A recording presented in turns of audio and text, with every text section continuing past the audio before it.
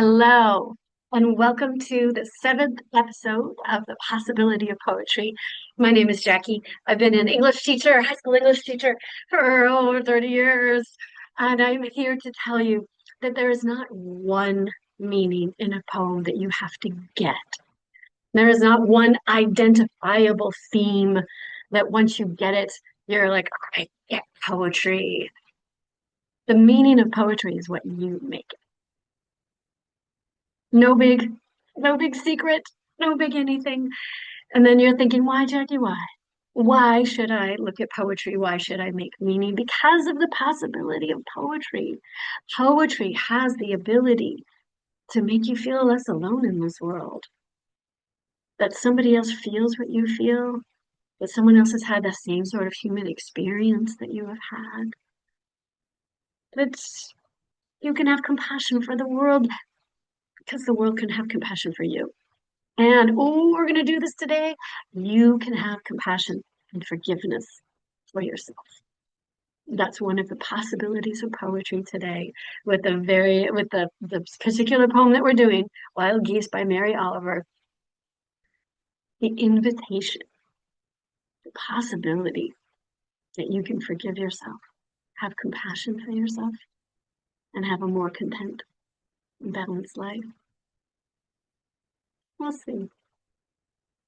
So I wanted to tell you I have a friend, sweet friend, who listened to the last episode, the one Emperor of Ice Cream. And she said, I didn't get it. I was like, okay, I'm hearing you. I mean, that poem's pretty dang complex. There's a lot of layers. And I said, so what did you get? And she started telling me about these images that she got. She was like, oh, the roller of big cigars, the muscular one. Oh, I just saw those muscles. I did this and this.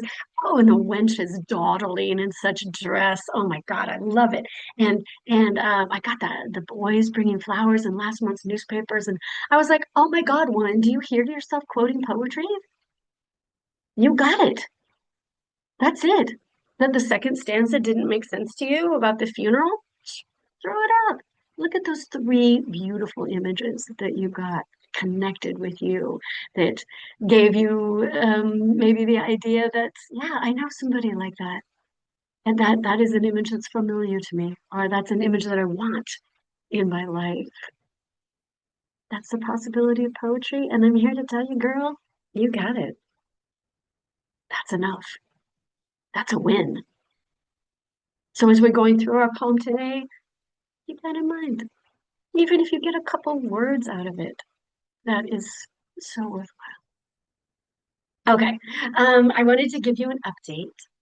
So you remember when we were doing the poem We Wear the Mask, and we were kind of doing a little like experiment to see if we could connect with what this person was saying in the poem, if we could have feeling or compassion or that maybe that was a situation we had been in, and then revealed, of course, this was from an ex-slave, um, and hopefully we made some compassion there through poetry, that possibility. And we talked about how in prison, they've done these experiments that reading literature, reading poetry, reading these things help the prisoners. I'm sorry, I shouldn't say it like that. Inmates. Yeah, I'm trying to get the right word, please. I don't mean to be offensive to anybody. Uh, have compassion for other people because they begin to realize that other people have the same feelings that they do, and it reduces the rates of recidivism. So I was reading a piece about a sergeant in the Knoxville, Tennessee police force, and they were talking. Well, he was talking about that it was kind of the same thing, that they've started like talking to their police officers about, hey, what happened in this situation? They're not trying to be punitive or anything, but just like, what else could you have done? What else? What's another possibility? Did you get the outcome you wanted to get? And he said that one of the ways that they're able to help uh, officers see different perspectives, um, have different kinds of compassion, if we're using that word again, for people in those really terrible situations. When you're dealing with police, sometimes it's not a pleasant thing. Um, and part of it is they have a reading group. And he said, this is the funny part. He said they can't call it a book club because then nobody would, join it. Big burly guys. I don't know. Book clubs, only for middle-aged ladies. I don't know. So they call it like a professional reading community or something like that. But he was talking about, reading nonfiction, of course, like how can you de-escalate a tense situation, but also just novels and memoirs and things like that. He said it's making a huge difference in the police department and the way that they respond to different situations. So yay, update there. There is a possibility. It can change the world. All right, so our tarot today. So tarot has major arcanas, and we've talked about a couple of them before.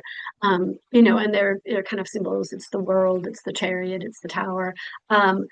This one it's a major arcana, but it is an idea.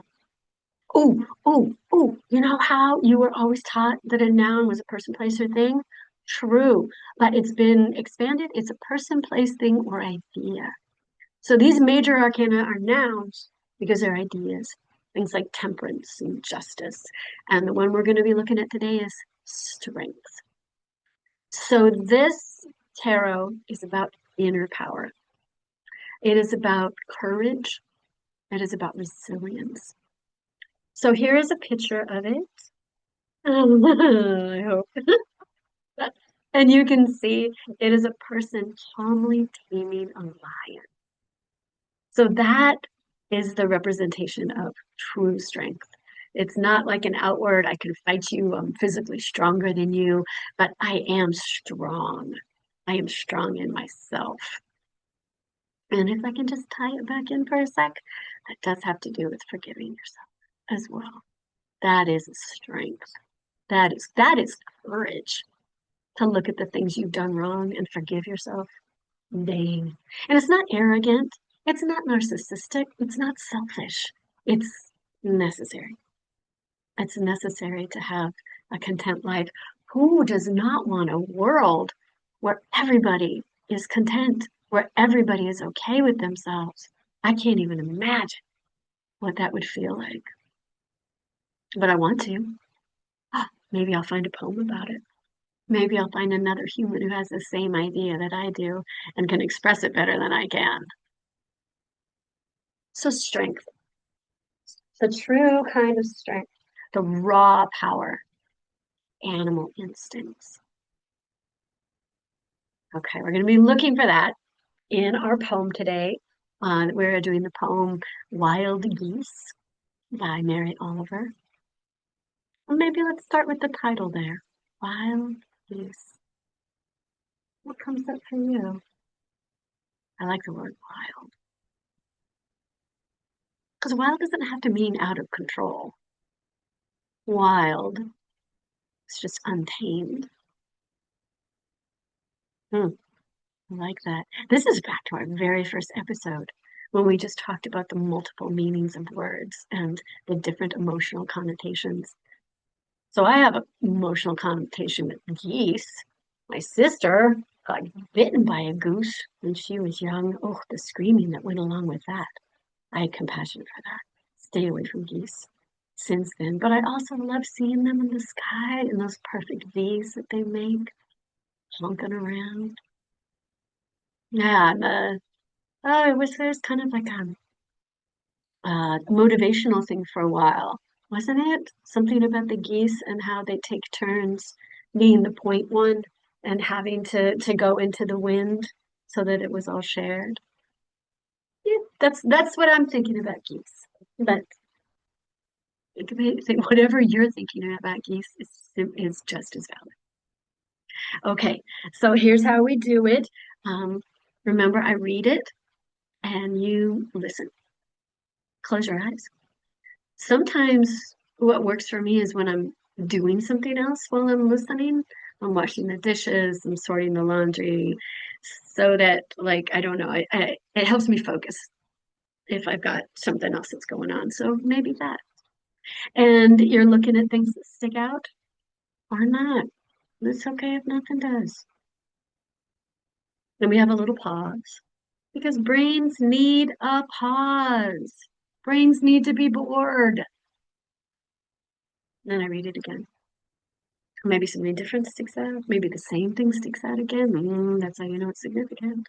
Or maybe nothing does. And that's all right. You ready? Oh, and then I'll go over some stuff that again may work, it may not work. I'm going to give you some big poetry terms, and maybe give you some things to think about. All right, you ready? Okay, here we go. Wild geese. You do not have to be good. You do not have to walk on your knees for 100 miles through the desert repenting. You only have to let the soft animal of your body love what it loves. Tell me about despair, yours, and I will tell you mine. Meanwhile, the world goes on. Meanwhile, the sun and clear pebbles of the rain are moving across the landscapes, over the prairies and the deep trees, the mountains and the rivers. Meanwhile, the wild geese, high in the clean blue air, are heading home again. Whoever you are, no matter how lonely, the world offers itself to your imagination, calls to you like the wild geese, harsh and exciting, over and over, announcing your place in the family of things.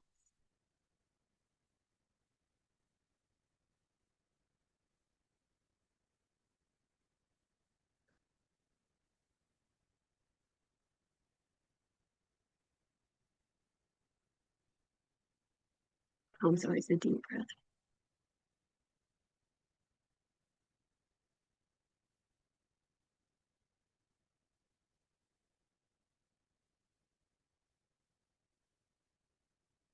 Ready, try again. You do not have to be good. You do not have to walk on your knees for 100 miles through the desert repenting. You only have to let the soft animal of your body love what it loves. Tell me about despair, yours, and I will tell you mine. Meanwhile, the world goes on. Meanwhile, the sun and clear pebbles of the rain are moving across the landscapes, over the prairies and the deep trees, the mountains and the rivers. Meanwhile, the wild geese, high in the clean blue air, are heading home again. Whoever you are, no matter how lonely, the world offers itself to your imagination, calls to you like the wild geese, harsh and exciting, over and over, announcing your place in the family of things.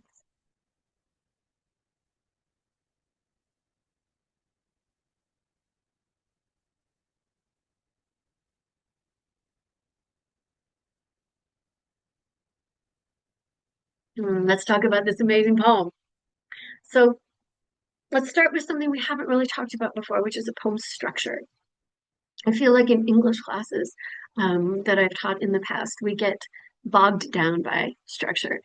Um, Sometimes it can be good. Like everybody's probably written a haiku, right? That's what you do. That's what you do in elementary school and even in high school. You write a haiku and there's a very specific structure, and it's kind of fun to try to fit those syllables in. And then you move on to sonnets and different line structures and all of this. And it's beautiful and it has meaning in itself. Um, but sometimes we get stuck in that. Sometimes instead of trying to make our own meaning and make connection, we worry about if the couplet is iambic pentameter, whether the end rhyme is a straight rhyme or a slant rhyme. There's a place for that. But this poem in particular, its structure, I think, is really important to a meaning because it's conversational. She's just talking to you.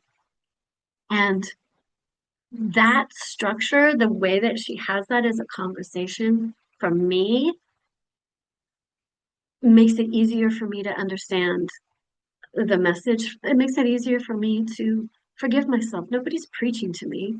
We're just talking. We're just talking about being human together. So think about that, if that makes sense to you, why she would have this particular poem, this particular message, or whatever it is you got out of it, why being in a conversational tone works or not.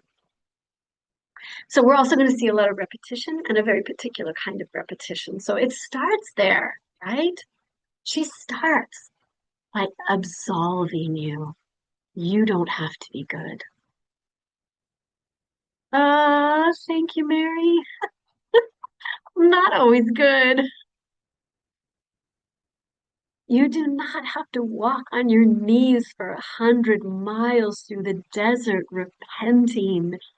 Ah, that image. See, for me, I was raised Catholic. That's a very biblical, very Christian um, image. You know, I think of Jesus 40 days in the desert. I mean, the monotheism started there in the desert, you know, and you can see like maybe the cartoonish guy on his knees and his clothes are all raggedy and he just needs some water.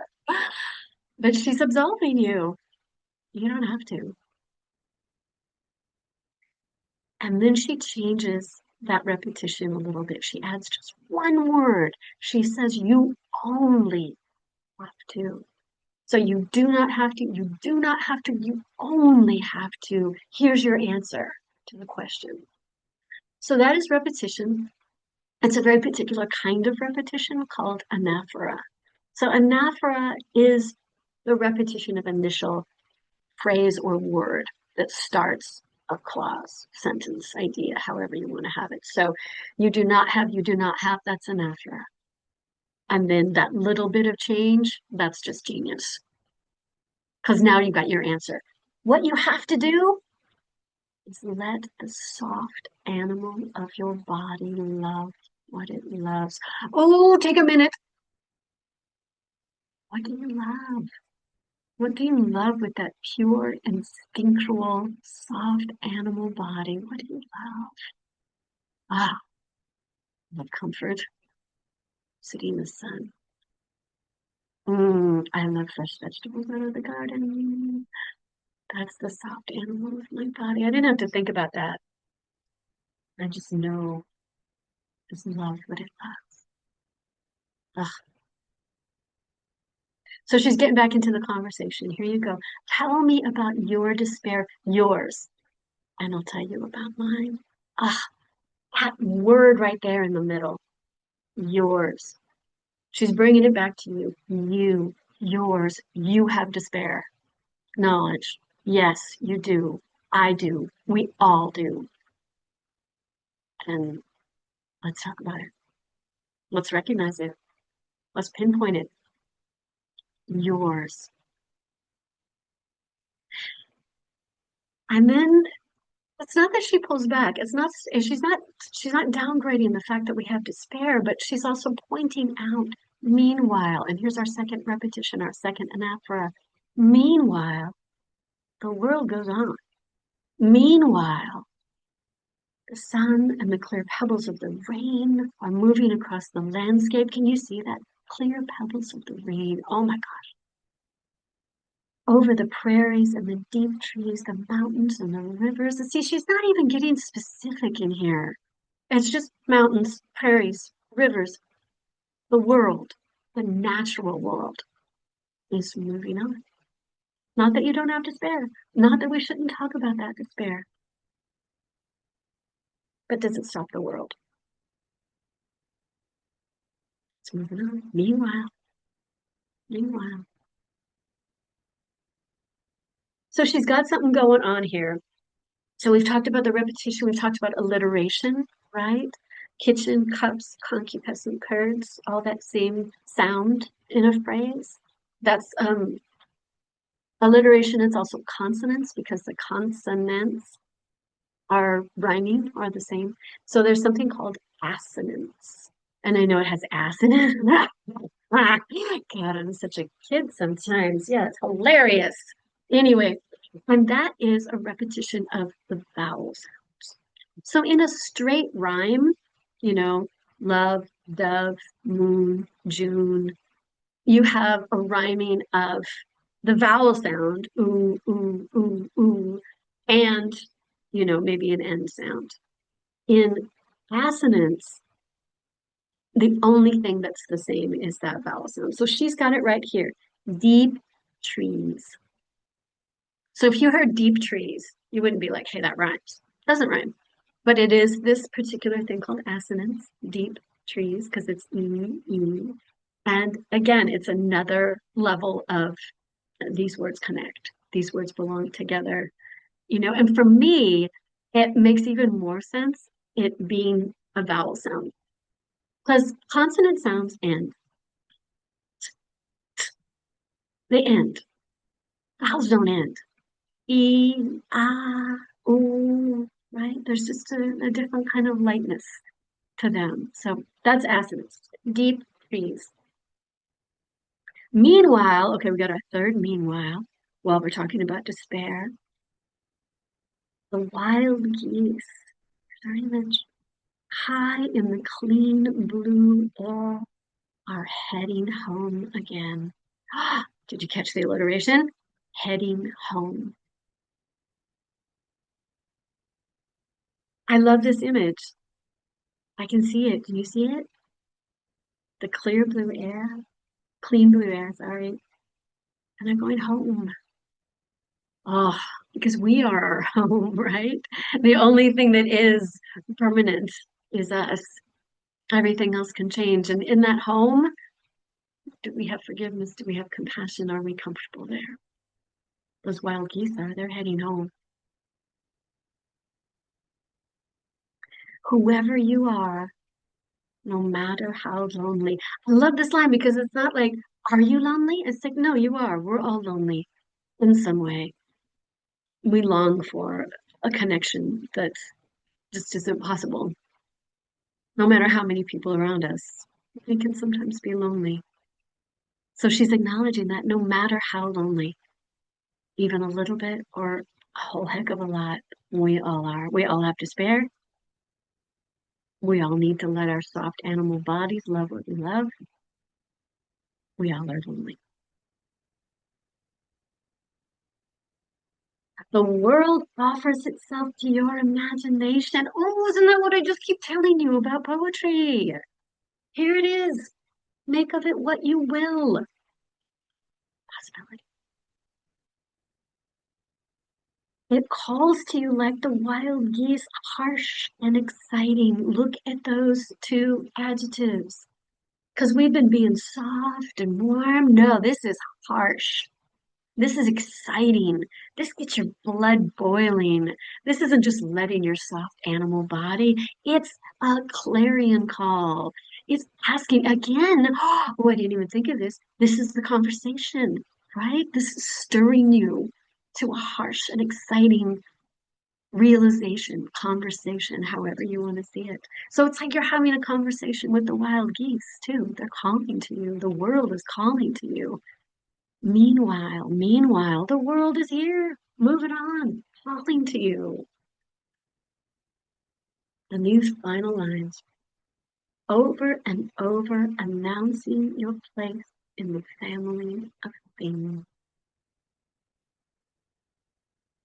You belong. You belong. You have a place. Wild geese are telling you that. The world is telling you